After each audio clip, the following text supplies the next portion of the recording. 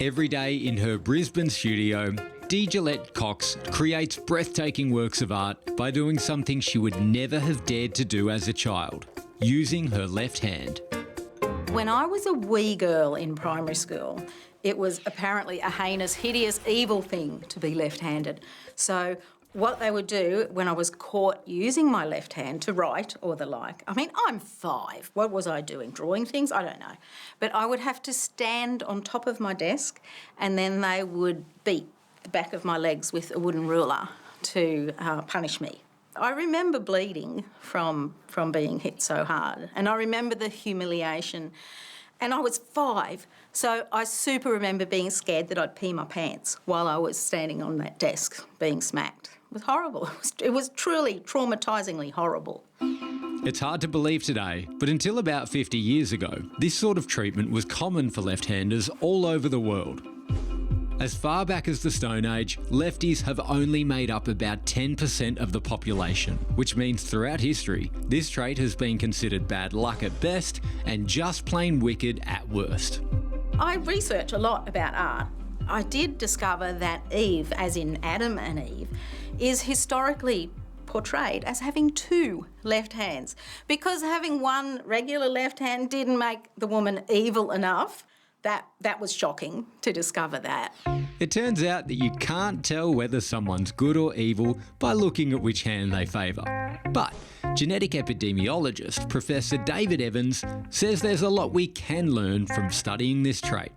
Whether you're right or left-handed is correlated with what's going on in the brain. So, for example, people who are right-handers are much more likely to be very lateralised in terms of their brain function and have their language centres in the left hemisphere. Whereas individuals who are left-handed, it's more likely that they have less lateralisation and you have language in both hemispheres rather than just the left.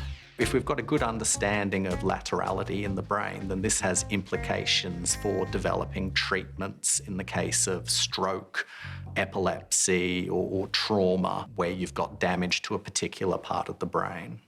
In 2020, Professor Evans and his colleagues at the University of Queensland collaborated with the QIMR, Berghofer Medical Research Institute, to conduct the largest study to date into the genetic factors that determine handedness.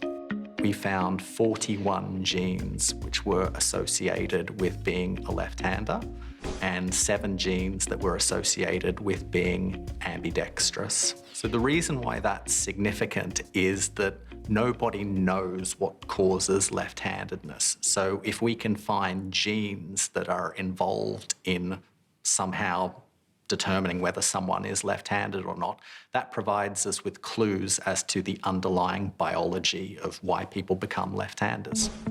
But it turns out genetics are only a tiny piece of the puzzle.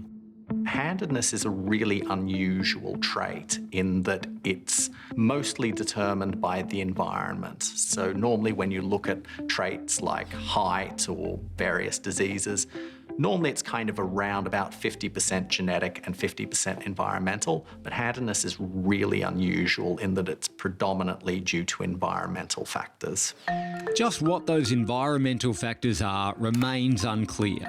But as Sydney-based lefty Steve McWork will tell you, there's no question we live in a right-hander's world. Back when our youngest daughter, who's left-handed, was 7, she decided one night she wanted to feed the dog. And we went to open the can of dog food and she struggled with the right hand, the standard can opener, the only can opener we had, and we ended up having major tantrums. And of course the dog had to be fed by somebody else. Steve's fruitless search for a left-handed can opener inspired him to start up his online business, Lefties, Australia's only retailer of left-handed products. So the most popular product group that we have is scissors. When we use a pair of scissors, we are pushing with the thumb and pulling with the fingers. And what that does is it moves on the pivot to cause the blades to actually rub against each other and cut the piece of paper. If you're using the wrong scissors in those hands, then it causes the blades to splay apart and they don't cut. Since starting up in 2003, Steve's little family business has grown to stock over 300 products, including left-handed veggie peelers, garden tools and measuring jugs. But he reckons most right-handers would be surprised at just how many other everyday items aren't left-hand friendly. Well, where do you start? The turnstiles at the train station, you know, when you put your Opal card, that's the right hand. The microwave oven, the FPOS machine, if you're swiping your card, the swipe slot is on the right-hand side of the keypad. Chainsaws and circular saws, the whippersnipper and the lawnmower, the zip pull on those, power drills, all those sorts of things, they're all set just for the right-hander. Despite the many little challenges, Steve couldn't be prouder to be part of this exclusive club. After all, he's in pretty good company.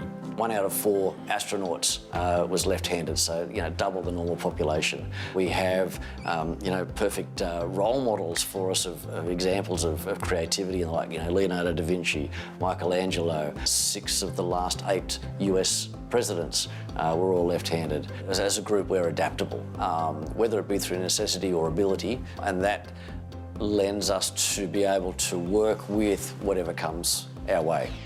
I wish I could get those old teachers who beat me for being left-handed, my sewing teacher who would look at my work that had 4 dodgy right-hand stitches from when she was watching me and 7 good left-handed ones for when her vision was elsewhere. All of them, I'd like to line them all up and go, right, everybody, excuse me, do you see what the hand does now?